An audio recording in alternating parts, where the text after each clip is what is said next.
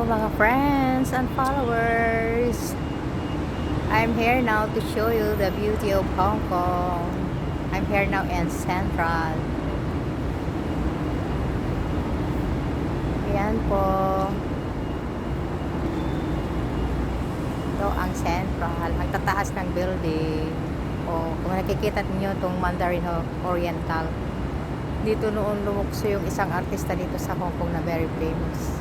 Kalimutan ko na yung pangalan niya. Ayan po ang tataas ng building. Yan. Yan ang cute pa ng building nila dito. Yan po. Tapos sa baba niya park. Little park. Ayan.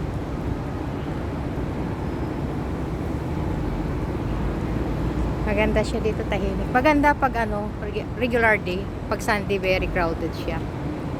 Kaya ko ngayon, day off ko, Monday. Kaya ito, free akong mag-video kasi nag-iisa ako.